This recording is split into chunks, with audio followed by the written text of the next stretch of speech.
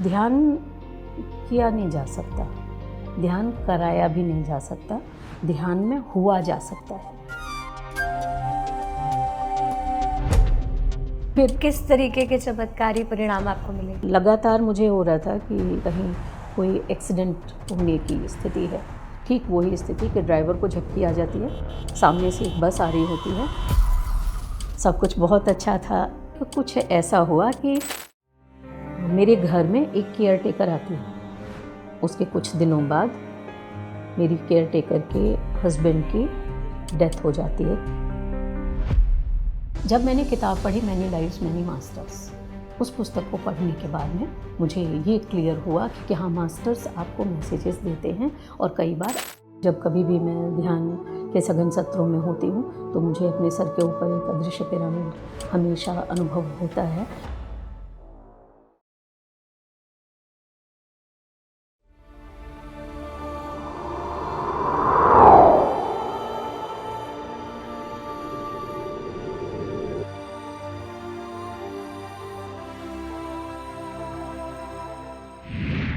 नमस्कार, आप सभी का बहुत बहुत स्वागत है कार्यक्रम आत्मा की यात्रा में और मैं हूं आपके साथ नम्रता।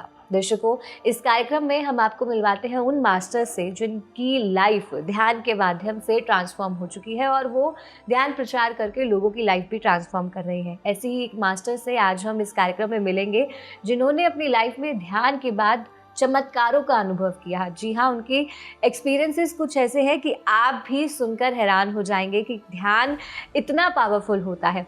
इनका नाम है गीता शर्मा और ये UP government higher education service में एसोसिएट प्रोफेसर के पद पर कार्यरत है। साथ ही ध्यान प्रचार के लिए ये व्योम ग्रुप की डायरेक्टर है जिसके माध्यम से ये ध्यान का प्रचार प्रसार करती हैं।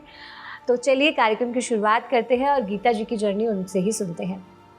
मैम, बहुत बहुत स्वागत है आपका हमारे कार्यक्रम में। नमस्कार नम्रता जी, और बहुत बहुत धन्यवाद मुझे यहाँ पर बुलाने के लिए। तो मैम, जैसे कि आत्मा की यात्रा कार्यक्रम में हम आपकी आध्यात्मिक यात्रा के बारे में जानेंगे, लेकिन सबसे पहले मैं यही जानना चाहूँगी कि आपकी इस आत्मा की यात्रा की शुरुआत कहाँ से हुई? तो आत्मा की यात्रा की शुरुआत मैं करना चाहूँगी अपने बचपन से। बचपन के वो दिन जब से शायद मैं कुछ याद कर पाऊँ। मेरा जन्म पश्चिमी उत्तर प्रदेश के एक छोटे से कस्बे जलेसर में हुआ। शुद्ध कर्मकांडी परिवार में जन्म लिया था। परिवार का माहौल धार्मिक था, शाकाहारी था, लेकिन धार्मिक होने के साथ में रूढ़िवादी नहीं था। परिवार में सभी को स्वतंत्रता थी कि कौन क्या करता है, कैसे करता है। पूजा पाठ का माहौल था, लेकिन ज़ोर ज़बरदस्ती नहीं थी कि नहीं बच्चों को क्या करना है, क्या नहीं करना है।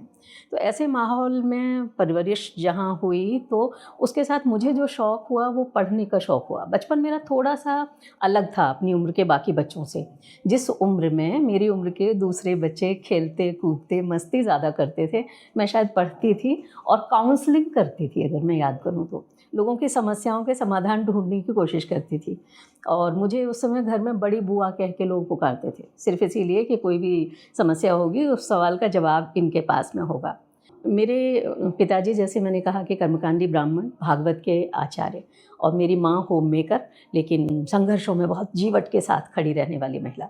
आज की मैं पर्सनालिटी कहूँ तो मैं कहती हूँ कि हाँ, मैं उस को लेकर चल रही हूँ जो मैंने बचपन में उनसे सीखा। तो एक बहुत प्यार से भरा हुआ परिवार, मुझसे बड़ी एक बहन और मुझसे छोटा एक भाई। हम 3 लोग मिलजुल करके हंसी खुशी खेलते थे। पैसा बहुत नहीं था घर में, लेकिन हाँ, सुख था, प्यार था, मिलजुल कर सब रहते थे। माँ को हमेशा से ये देखा कि उनको दूसरों के लिए बहुत कुछ करने में ज़्यादा मज़ा आता था।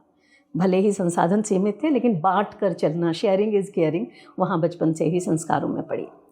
तो उसके साथ में मैं अगर कुछ पैचेज़ याद कर पाऊँ अपने बचपन के, तो मुझे याद आता है कि मैं लंबे साइलेंस के जोन्स में चली जाती थी। स्टूडेंट थी, स्कूल में पढ़ती थी। स्कूल में टीचर्स जब कुछ सवाल पूछा करते थे तो जितनी देर में कोई बच्चे जवाब ना दे पाएँ, उससे पहले शायद मैं उसको अपनी कॉपी पर, या शुरुआत में स्लेट होती थी, उस पर लिख कर आगे बढ़ा देती थी। टीचर कुछ बोलने को कहते थे तो आंखों में आंसू आ जाते थे, पर मैं बोलती नहीं थी। मैं कहूँ कि अगर मुझे बोलने से डर लगता था, नहीं, मुझे बोलने से डर नहीं लगता था, लेकिन मुझे खामोश रहना अच्छा लगता था। लंबे लंबे पैचेस खामोशी के हुआ करते थे, कभी कभी हफ्ते 10 दिनों तक के भी। घर के लोग भी आदी हो गए थे कि अब कुछ दिनों तक अगर ये नहीं बोल रही हैं तो ये नहीं बोलेंगी, बाकी सारा सब कुछ चलता रहता था और अपने भीतर के आनंद में मैं रहती थी। पढ़ाई लिखाई आगे बढ़ी, टॉपर्स में थी, अच्छी तरह से सब पढ़ती लिखती थी, करियर धीरे धीरे आगे बढ़ता चला गया। आगरा चली गई हायर स्टडीज़ के लिए, उसके बाद मैं दिल्ली चली गई। बहुत छोटी उम्र में ही हायर एजुकेशन में आ गई मैं। अभी मैं एसोसिएट प्रोफेसर हूँ department of higher education, government of UP. ज़िंदगी एक तरह से चलती जा रही थी, सब कुछ बहुत अच्छा था।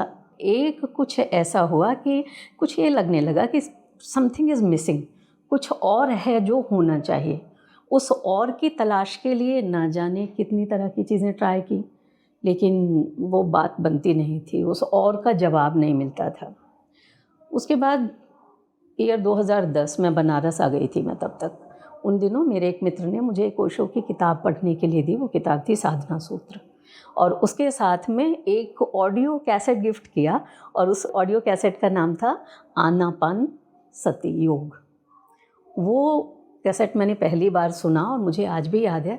वेदर बदलता है ना, तो जैसे हम सब लोग अपना वार्डरोब बदलते हैं ना, कि अभी जब गर्मियाँ ख़त्म होंगी, सर्दियाँ आएंगी तो गर्मियों के कपड़े रखेंगे, सर्दियों के कपड़े निकालेंगे। मैं ऐसा कुछ कर रही थी और मेरा पूरा घर फैला हुआ था, और मैंने सोचा कि मैं देखूँ इसमें क्या है कैसेट में, और मैंने वो कैसेट प्ले कर दिया। और उस कैसेट में जहाँ आनापान सति योग के बारे में ओशो बोलना शुरू करते हैं, बस उसको सुनते सुनते उस फैले हुए सामान के ढेर पे ही बैठ गई थी मैं, और मैं लंबे ध्यान में चली गई थी। फिर उसके बाद उसको लेकर के एक, मुझे लगता है 3 महीने का पहला ध्यान का प्रयोग मैंने किया था, लंबा ध्यान का, ऑर्गेनाइज ध्यान का प्रयोग। क्योंकि उसमें ही ओशो कहते हैं कि इस प्रयोग को अगर कम से कम 3 महीने तक करोगे तो तुम्हें इसके चमत्कारी परिणाम प्राप्त होंगे। और मैं कहूँगी कि हाँ, मुझे चमत्कारी परिणाम उससे मिले थे। फिर किस तरीके के चमत्कारी परिणाम आपको मिले? हाँ, उन दिनों मेरे घर में एक शादी थी, और उस शादी के फंक्शंस अटेंड करते हुए मैंने महसूस किया कि जहाँ कहीं भी ज़मीन पर बैठना होता है मुझे दिक्कत होती है, मेरे घुटनों में दिक्कत होने लगी थी। उन्हीं दिनों मैं एक बार बनारस में गंगा किनारे गई थी घाट पर, और मुझे कुछ सीढ़ियाँ उतरने के बाद में मुझे लगा कि नहीं, मैं सीढ़ियाँ नहीं उतर सकती, और मैंने ऊपर से ही गंगा माँ को प्रणाम किया और उनसे क्षमा याचना की कि अब आपके पास आने की यात्रा लगता है समाप्त हुई, अब मुझे यहीं से प्रणाम करना पड़ेगा, क्योंकि मेरे घुटने उस स्थिति में नहीं थे कि मैं सीढ़ियों को उतर पाती, और गंगा बहुत दूर दिखाई दे रही थी। और उन्हीं दिनों घर में वो शादी वाली घटना हुई। जो रस्म रिवाज सारे लोग ज़मीन पर नीचे बैठकर करते थे, आप जानती होंगी घरों में जैसे हल्दी मेहंदी जैसी दुनिया भर की रस्में होती हैं, उन सब में मैं सोफ़े पर बैठी हुआ करती थी। उन्हीं दिनों ये एपिसोड घटित हुआ कि जो मैंने पहली बार वो कैसेट सुना, और फिर महाशिवरात्रि के दिन से शुरू करके 3 महीने के लिए ध्यान का प्रयोग किया। 3 महीने के लिए वो ध्यान का प्रयोग होते होते मुझे नहीं पता कि मेरे वो घुटनों की प्रॉब्लम कब समाप्त हो गई। मैंने उसके लिए कोई मेडिकेशन नहीं लिया, कोई उसका ट्रीटमेंट नहीं करवाया था। तो ये पहला चमत्कारी परिणाम मैं कह सकती हूँ मेरे लिए था। और हाँ, भीतर से कुछ सवालों के जवाब भी मिलने शुरू हो गए थे। तो तब से ये भी पता चला कि बचपन में जो बहुत कुछ मेरे साथ होता था, वो लंबे लंबे साइलेंस के पैकेजेस जिनकी मैंने अभी आपसे जिक्र किया था, उनका मतलब क्या था।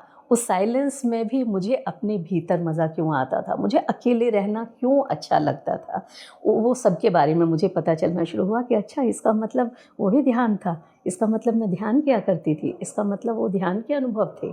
खैर, उसके बाद ये यात्रा आगे चलती गई। वहीं से एक ये भी हुआ कि जो अनुभव मुझे हो रहा है वो दूसरों के साथ भी क्यों ना हो, तो दूसरों के साथ भी वो शेयरिंग करनी शुरू की। उन्हीं दिनों पता चला था विपश्यना कैंप्स के बारे में, 10 दिन के जो मौन विपश्यना कैंप हुआ करते हैं। तो पहले विपश्यना कैंप में गए, वहाँ जाकर लगा कि हाँ, एक और डायमेंशन ज़िंदगी का खुला। फिर कई विपश्यना कैंप किए, वहाँ से ध्यान की गहनता और बढ़ती चली गई। उसके बाद मुझे याद है शायद 2016 की बात होगी। 2016 में एक मित्र ने ज़िक्र किया कि मेरे सर्कल में मुझे जाना जाता है कि हाँ, कार्यक्रमों का अनाउंसमेंट करने के लिए, संचालन करने के लिए। तो उन्होंने कहा कि मैम, एक कार्यक्रम है और उसमें संचालन आपको करना है। मैंने कहा क्या कार्यक्रम है? तो उन्होंने कहा कि वो एक सुभाष पत्री जी हैं, वो बनारस से होकर गुजरने वाले हैं, तो कुछ घंटे के लिए हमें उनका प्रोग्राम मिला है और वो एक स्कूल में प्रोग्राम होना है और आपको उसका संचालन करना है। मैं हंसने लग गई। मैंने कहा क्या आप बात करते हैं, जिस किसी को मैं जानती नहीं हूँ उनके बारे में कार्यक्रम का संचालन मैं कैसे कर सकती हूँ। उन्होंने कहा नहीं मैम, आप पे भरोसा है, आप कर लेंगी। उसके बाद मैंने थोड़ा बहुत गूगल पे सर्च किया और ढूंढ के निकाला, सर का नाम डालकर थोड़ा PSSM के बारे में पता चला, थोड़ा सर के बारे में पता चला, पर with in my heart of heart I was not prepared for that. मज़ा नहीं आ रहा था मुझे। नेक्स्ट डे उनका फ़ोन मेरे पास आया कि मैम वो प्रोग्राम पोस्टपोन हो गया है क्योंकि शायद सर की जो फ़्लाइट यहाँ से होकर जो गुजरने वाली थी उसमें कुछ चेंज हो गया है। और मैं सच कहूँ ईमानदारी से आज, तो मैंने उस समय एक चैन की सांस ली थी कि चलो मैं बच गई इस बात से। खैर वो यात्रा आगे चली। उन दिनों ही बहुत सारे सवाल मन में कौंधते थे। मुझे लगता था कि आध्यात्मिकता के क्षेत्र में इतने सारे मास्टर्स हैं, सब अपनी अपनी जगह इतना अच्छा काम कर रहे हैं, लेकिन ये सारे लोग मिलके काम क्यों नहीं करते? एक प्लेटफॉर्म पे काम क्यों नहीं करते? एक प्लेटफॉर्म पे काम करें तो शायद ये दुनिया थोड़ी सी और ज़्यादा सुंदर हो जाए। ये सवाल बार बार मेरे मन में आता था। अपने फ्रेंड्स के बीच में मैं इस सवाल पर चर्चा भी करती थी कि अलग अलग जगहों पर सब लोग काम कर रहे हैं, लेकिन एक जगह इंटीग्रेट होकर काम क्यों नहीं करते हैं? तो वो लोग हंसा करते थे कि हाँ आप एक इंटीग्रेटेड प्लेटफॉर्म बना दीजिएगा, फिर उस पर सब काम करने लगेंगे। अब यहाँ से जो मैं सोचती हूँ उसको सोचते हुए मुझे गूज बम्प्स होते हैं आज भी। 2018 I think that was the starting of the year. Banaras Hindu university BHU, आपने नाम सुना होगा। BHU में मैं मॉर्निंग वॉक के लिए जाती थी। मैं मॉर्निंग वॉक के लिए गई हुई थी। वहाँ पर मुझे कुछ होर्डिंग्स दिखाई देते हैं जगह जगह पे लगे हुए, और पता चल रहा है कि कोई ध्यान का कार्यक्रम होने वाला है। उस होर्डिंग्स पे जो सबसे अपीलिंग बात जो मुझे दिखी थी कि वहाँ ढेर सारे लोगों की तस्वीरें थी, जहाँ पे महाअवतार बाबा जी भी थे, जहाँ पे श्यामाचरण लाहिड़ी जी भी थे, जहाँ पर हनुमान जी भी थे, जहाँ पर आदि योगी शिव भी थे, जहाँ पे मॉडर्न एज मास्टर्स भी थे। और मैं उस वेन्यू पे पहुँच गई। स्वतंत्रता भवन बहुत बड़ा सा ऑडिटोरियम है BHU का। मैं वहाँ पहुँच गई और वहाँ पत्री सर के काशी के कार्यक्रम की तैयारी हो रही थी। तो मुझे याद आता है वही कि सारे लोग मिलके काम क्यों नहीं करते, एक प्लेटफॉर्म पे सबका नाम क्यों नहीं लिया जा सकता। बस मुझे वहाँ जो मैंने देखा, जो माहौल बना हुआ था, वो देख के बस मेरे भीतर वो उतरता चला गया। And will you believe it कि मॉर्निंग वॉक के कपड़ों में ही मैंने वहाँ पर पहला सेशन अटेंड किया। वाह मैम, बहुत अच्छा। मतलब कि आपके मन में सवाल चल रहे थे, आप ढूंढ रहे थे, क्योंकि कहते हैं ना कि जब हम ढूंढने की कोशिश करते हैं तब खुद ब खुद हमारे पास प्रकृति वो चीज़ें देनी शुरू कर देती है। तो कहीं ना कहीं आपके भीतर जो प्रश्न था उसके उत्तर के पास आप पहुंचने लगे। तो फिर जब आपने वो पहला सेशन अटेंड किया, वो पहली बार आपने ध्यान किया, तो कैसा आपका एक्सपीरियंस रहा? तो वो पहला सेशन, उसके बाद क्या हुआ उससे आपको आपके इस प्रश्न का उत्तर मिल जाएगा कि पहला सेशन अटेंड करने के बाद में मैं और साथ में मेरे एक कलीग थे, हम लोग सारे फ्रेंड्स को मैसेज कर रहे थे, फ़ोन कर रहे थे और सबको ये बोल रहे थे कि जल्दी से आ जाओ, यहाँ पे एक बहुत अच्छा कार्यक्रम हो रहा है। और वो उस ध्यान सत्र के साथ और पत्री सर की बांसुरी बजी और ध्यान हुआ। बहुत सारे लोगों को हमने इनवाइट किया। बहुत जल्दी से हम लोग अपने अपने घर गए क्योंकि हम मॉर्निंग वॉक के लिए आए हुए थे। फिर जाके अपने घर के लोगों को भी साथ लिया और हम वापस आ गए। वो सारे सेशन हमने अटेंड किए। लंच के बाद का सेशन था, वहाँ का कॉरिडोर था, कॉरिडोर में पत्री सर बैठे हुए थे और वो सिनेरियो अगर आप लोग उससे वाकिफ़ होंगे तो उसको समझ पाएंगे। बहुत सारे लोग सर के आसपास में थे, कोई सर के हाथ दबा रहा था, कोई सर के पैर दबा रहा था और मैं थोड़ा दूर खड़ी होकर देख रही थी क्योंकि तब तक पत्री सर का जादू चल चुका था। मुझे पता चल चुका था कि हाँ, मेरे सवालों के जवाब मुझे कहाँ से मिलेंगे। ये अलग बात है कि बाद में ये अनुभव हुआ था कि पत्री सर के सामने खड़े होते ही तो सवाल समाप्त हो जाते हैं, सवाल बचते ही नहीं हैं क्योंकि जवाब आपके भीतर उतरने लगते हैं, वो बिना बोले सवालों का जवाब देते हैं। मैं वहाँ दूर से उनको खड़े होकर देख रही थी, अच्छी खासी दूरी थी और सर एक अपने परिचित क्राउड के बीच में थे। सर ने वहाँ से इशारा किया, मैं सर के पास तक गई। नम्रता, बहुत पर्सनल मोमेंट्स हैं ये सर के साथ के, और मैंने ऐसे सर को देखा और बेसाख्ता मेरे मुंह से निकलता है, कहाँ थे आप अब तक? और सर कहते हैं मैडम आप कहाँ थी। और उसके बाद में सर ने भी ठहाका मारा और मैंने भी ठहाका मारा, हा हा करके हम लोग हंस रहे थे। And yes, that was the starting of a bonding, जो शायद न जाने कितने जन्मों से चली आ रही होगी। वो दिन बीता, 3 दिन का कार्यक्रम था। कार्यक्रम समाप्त होने वाले दिन तक हमें लगा कि वहाँ वो कार्यक्रम छुट्टियों में आयोजित किया गया था और जो जितने भी पार्टिसिपेंट्स थे वो सारे के सारे बाहर से आए हुए थे, मेनली दक्षिण भारत के लोग थे। अब हमारे भीतर एक ये बेचैनी होने लगी कि इतना सुंदर कार्यक्रम, इतनी सुंदर बातें, इतने महत्वपूर्ण कंसेप्ट्स, और इनके बारे में यहाँ ही अगर पता नहीं चलेगा तो कैसे बात बनेगी। तो वहाँ पर एकेडमिक स्टाफ कॉलेजेस हुआ करते हैं यूनिवर्सिटीज़ में, जहाँ पर जो हायर एजुकेशन से रिलेटेड लेक्चरर्स होते हैं, असिस्टेंट प्रोफेसर्स होते हैं, उनके कोर्सेज़ होते हैं जो प्रमोशन के लिए अटेंड करने ज़रूरी होते हैं। तो वहाँ पे एक फ्रेंड थे, वहाँ कुछ कोर्सेज चल रहे थे, मैंने उनसे बात की, उनके साथ कोऑर्डिनेट किया और वहाँ उस प्रोग्राम में सर का एक प्रोग्राम रखवा दिया। हम सर को वहाँ पर लेकर गए, वहाँ सर का कार्यक्रम हुआ एकेडमिशियंस के बीच में। और उसके बाद जब वहाँ से निकलते हैं तो मैंने सर से कहा कि सर कॉफ़ी पिएंगे। सर कह रहे हैं आपके घर पर। मैं उन ब्लेसेड लोगों में से हूँ कि जिनसे सर की मुलाकात के 24 घंटे के भीतर सर जिसके घर पे थे, सर ने कहा ये बैठे गाड़ी में, और गाड़ियाँ मेरे घर की ओर चल दी। सर के साथ और बहुत सारे मास्टर्स थे, सारे के सारे लोग मेरे घर की तरफ, और मैं रास्ते में ही धीरे से मैसेज करके, फ़ोन करके घर में कोऑर्डिनेट करने की कोशिश कर रही हूँ कि हाँ हम घर आ रहे हैं। सर मेरे घर पहुँचे, घर में बैठे, वहाँ बातें हुई, सर की बांसुरी बजी, सर ने वहाँ पर मेडिटेशन कराया। आज भी घर के उन कोनों में मैं सर की आवाज़ सुन पाती हूँ, सर की बांसुरी की आवाज़ सुन पाती हूँ। मेरा छोटा सा अपार्टमेंट सारे मास्टर से भरा हुआ था, जिसको जहाँ जगह मिली थी वो वहाँ बैठा हुआ था। कोई किचन में जाके कॉफ़ी बना रहा था, कोई कुछ कर रहा था, कोई कुछ कर रहा था, और अच्छा खासा समय वहाँ पे सर ने बिताया।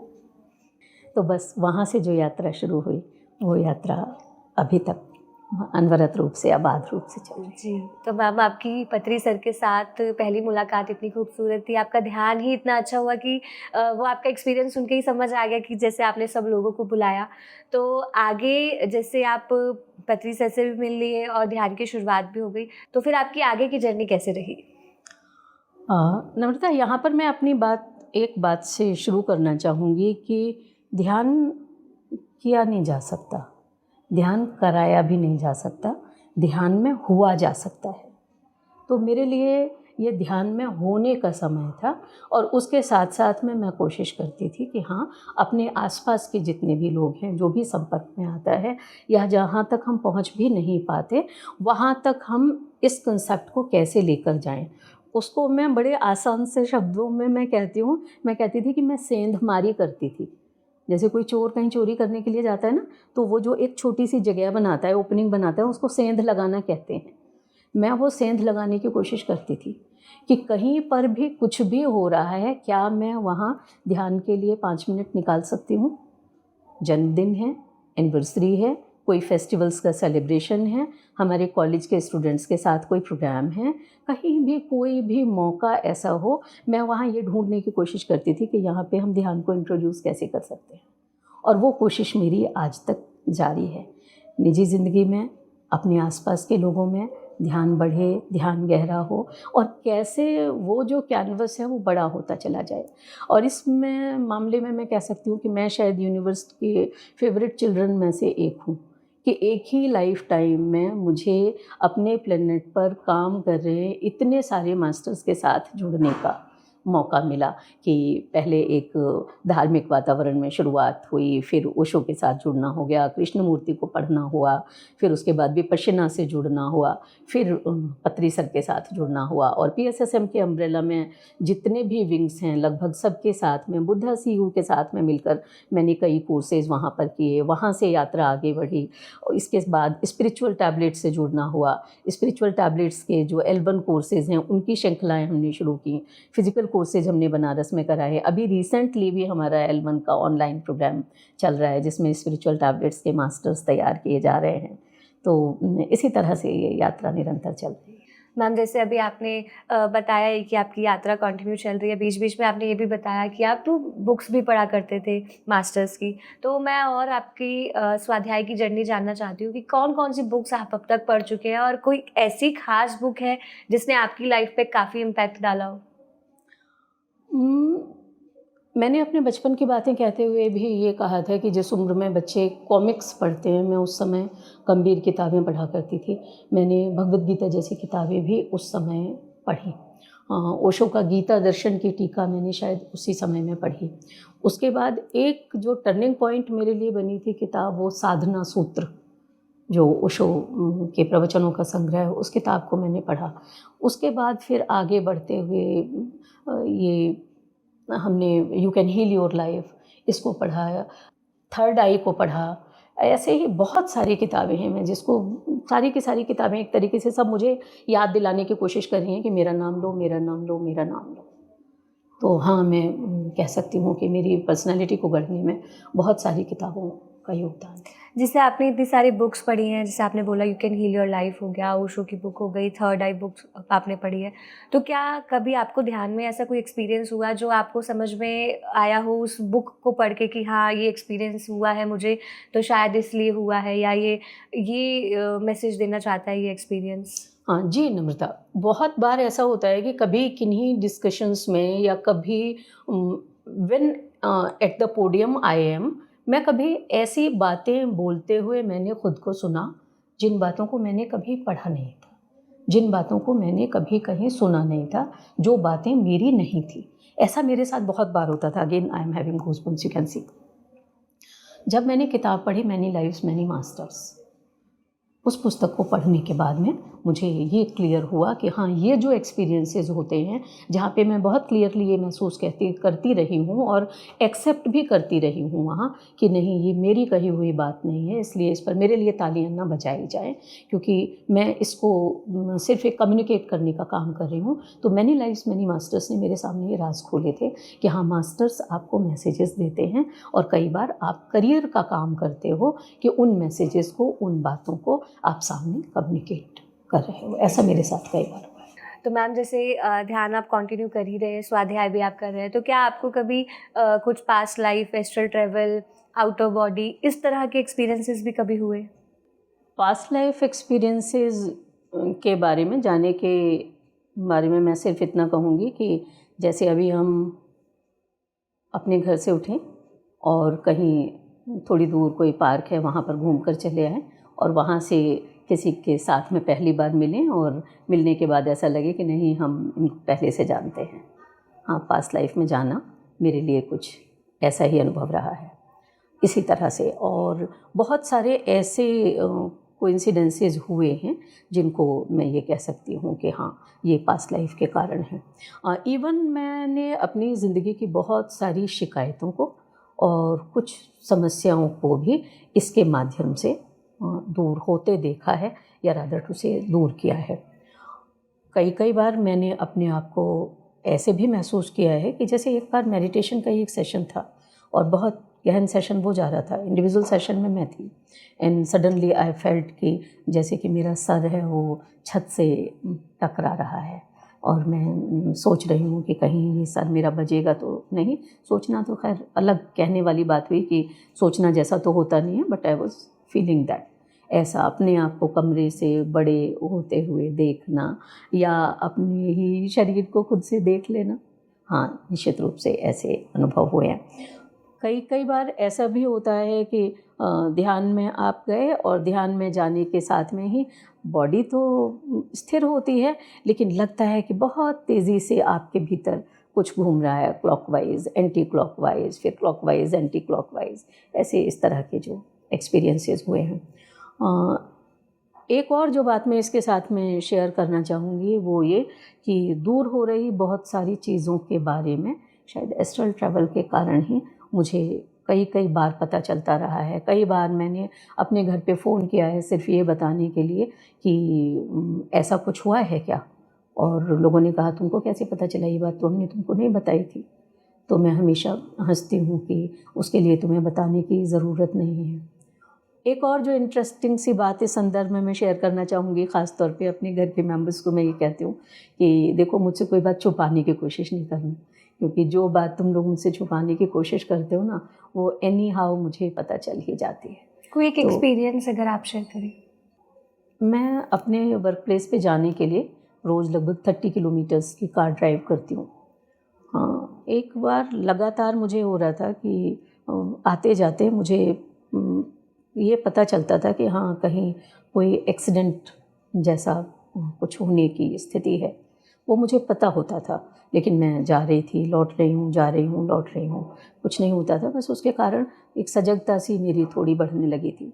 उसके कुछ दिनों बाद मेरा जाना हुआ था बोधगया, और ड्राइवर गाड़ी चला रहा था, हम सब गाड़ी में थे, लेकिन मेरी जो सजगता थी वो एक उसी लेवल पे थी।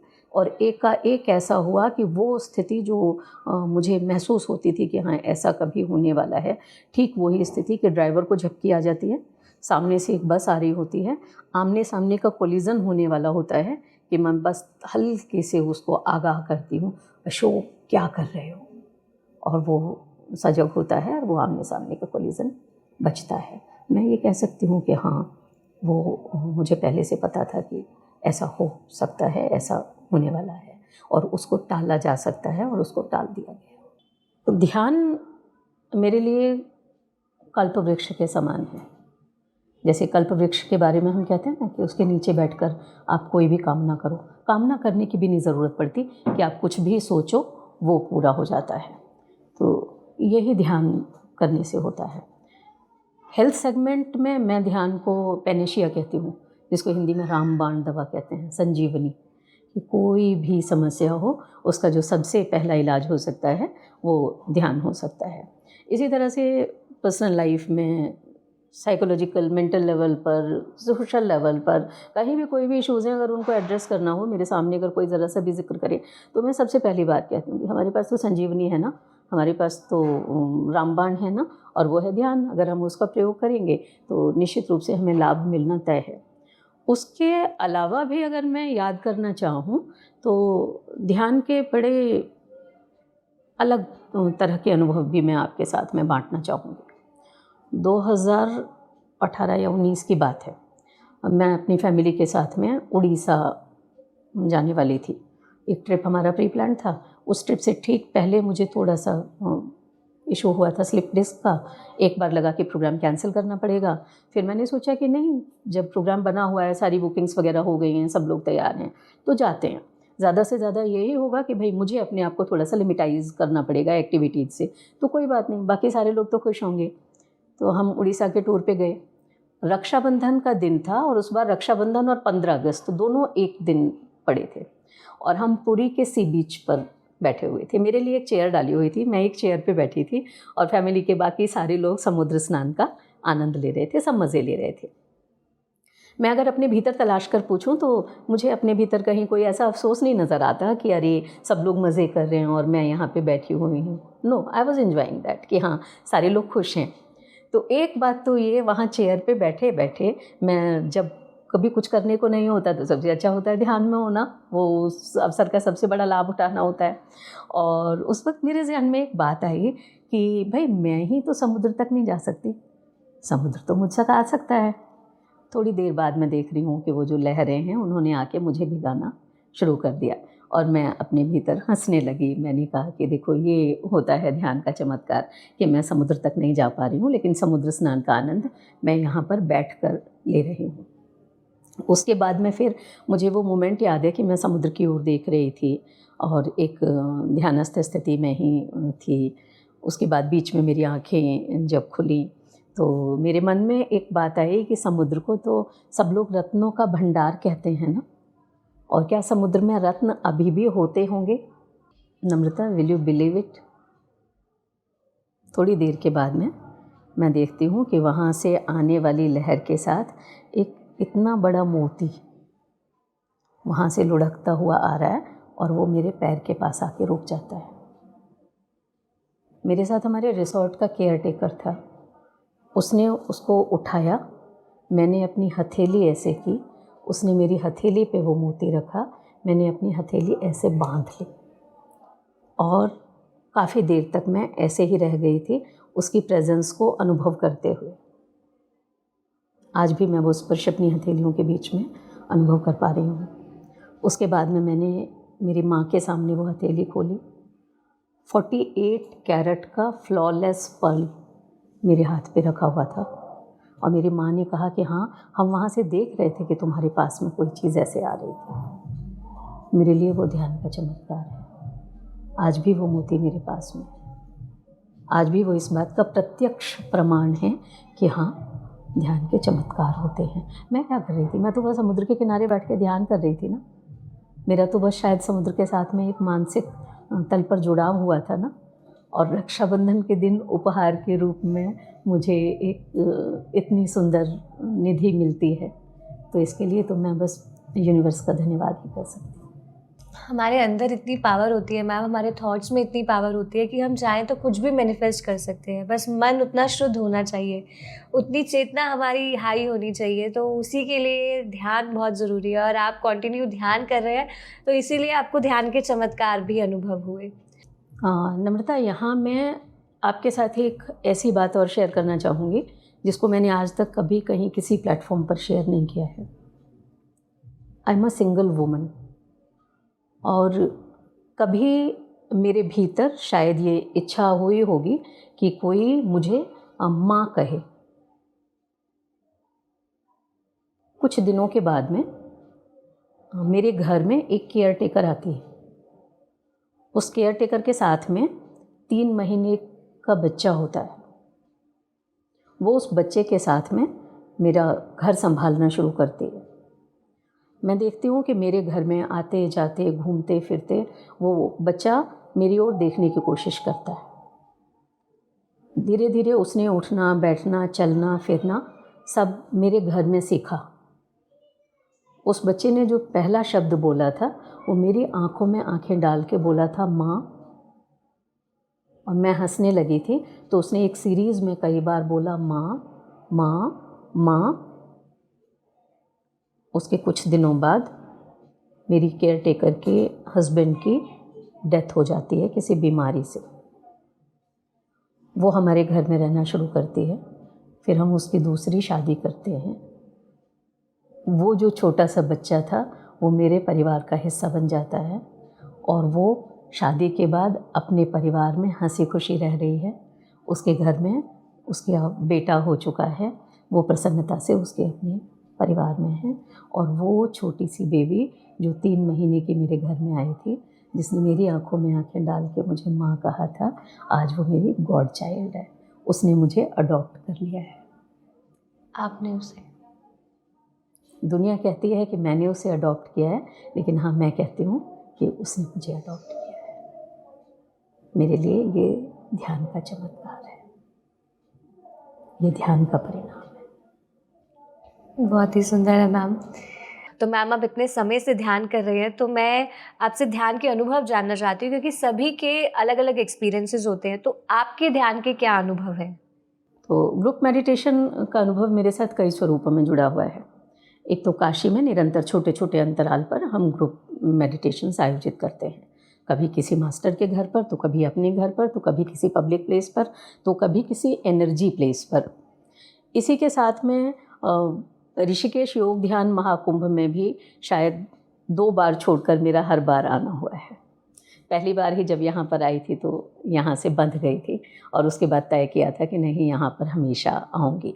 और यहाँ आने के बाद एक ओर माँ गंगा का प्रवाह, और दूसरी ओर ध्यान की यात्रा, तीसरी ओर जो विजडम की शेयरिंग सारे मास्टर्स के साथ की जाती है, और उसमें भी पहले पत्री सर की प्रत्यक्ष उपस्थिति और अब जो उनकी अदृश्य उपस्थिति रहती है, वो एक मिरेकल का काम करती है, एक बिल्कुल जादू भरा वातावरण बनाती है। यहाँ पर भी मैं कहूँगी कि पत्री सर के साथ के कुछ बहुत सुंदर अनुभव मेरे साथ में रहे हैं। जैसे एक बार बहुत गहन ध्यान का सत्र हुआ था पत्री सर के साथ में, और उस सत्र के बाद जब पत्री सर वहाँ से उठकर आ रहे थे, मंच से उठकर, तो मैं वहाँ पंडाल के साथ में लगे हुए खंभे थे, उसमें एक खंभे के साथ में टिकी हुई थी, और मेरी आंखों से आंसू बह रहे थे उस सेशन के बाद निरंतर। पत्री सर वहाँ से गुजरे, पत्री सर ने ऐसे इशारा किया, बुलाया, मैं पत्री सर के सामने गई। पत्री सर ने ऐसे मेरे कंधे पकड़ लिए, मुझे कंधों से पकड़ लिया और ऐसे आँखों में आँखें डाल के हम लोग देख रहे थे। और मुझे याद है मैं बार-बार बस एक ही स्टेटमेंट दोहराती जा रही थी कि thank you for sharing this planet in my life time sir, thank you for sharing this planet earth in my life time sir. और पता नहीं कब किसने चुपके से एक तस्वीर खींची थी और बाद में वो तस्वीरें जब मेरे पास में भेजी तो एक बहुत मैजिकल सा मोमेंट सर के साथ का है।